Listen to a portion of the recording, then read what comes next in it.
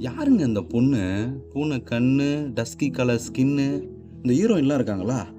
அவங்கள மாரியா இருக்கு. ச்சே! ச்சே! ஹீரோயின்லாம் இருக்காங்களா? அவங்கள மாரி இல்ல. அவங்களோட ஒரு படி அழகாவே இருக்கு. ஏன்னா, அவங்கலாம் வித் மேக்கப் தான் அழகா இருப்பாங்க.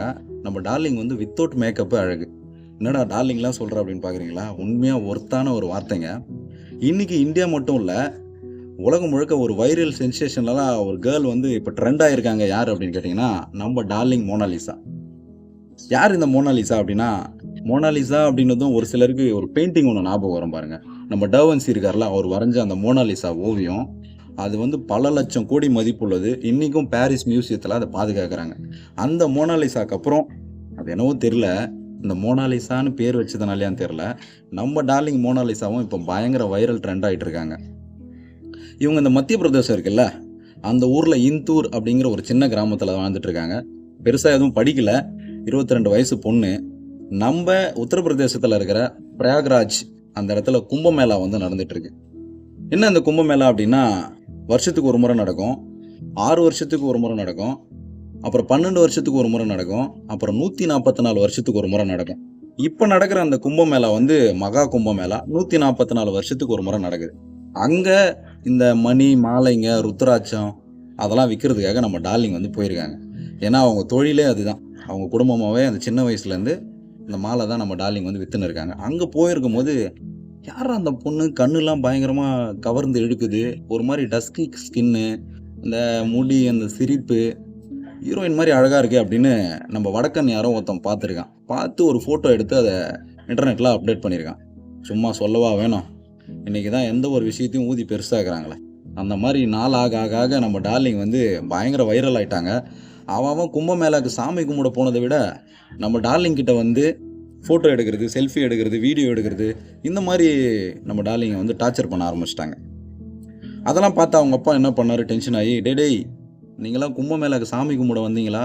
இல்ல என் குடும்பத்தில கும்மி அடிக்க வந்தீங்கடான்னு" நெனச்சு, அவங்கள என்ன பண்ணியிருக்காங்க, பேக் பண்ணி சொந்த ஊருக்கே அனுப்பிச்சுட்டாங்க.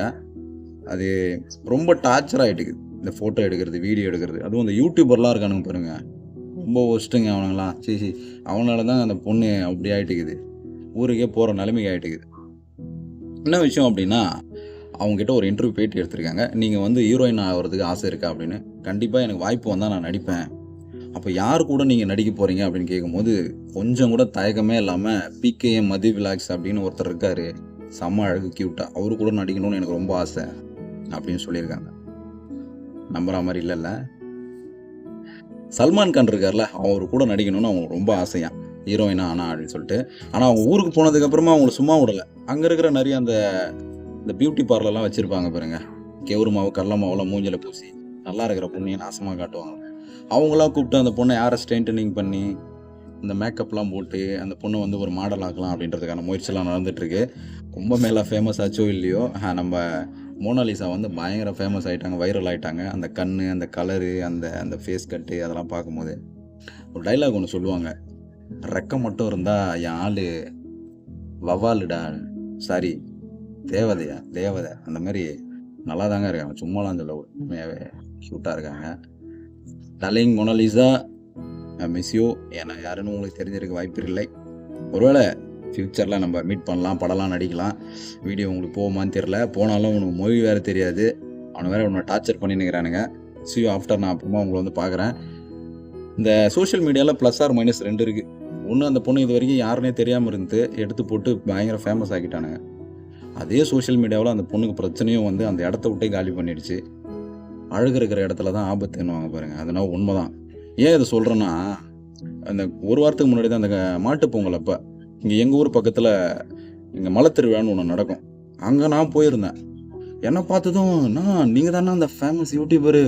அண்ணா சைன் பண்ணுங்கண்ணா, செல்ஃபி குடுங்கண்ணா, வீடியோண்ணான்ட்டு" டார்ச்சர் பண்ணிட்டாங்க. கிரவுடு சுத்தி கூடிச்சு. இப்ப என்ன பண்றதுன்னா, பக்கத்துல ஸ்டேஷன்லேருந்து போலீஸ்லாம் வந்து பந்தோபஸ்து குடுத்து, பத்திரமா என்ன வீட்ல இட்டுன்னு வந்து விட்டு போனாங்க. அந்த அளவு எனக்கே அவ்ளோ இதுவா இருக்குன்னா, டார்லிங் வந்து ரொம்ப அழகு. அது இருக்கும்ல.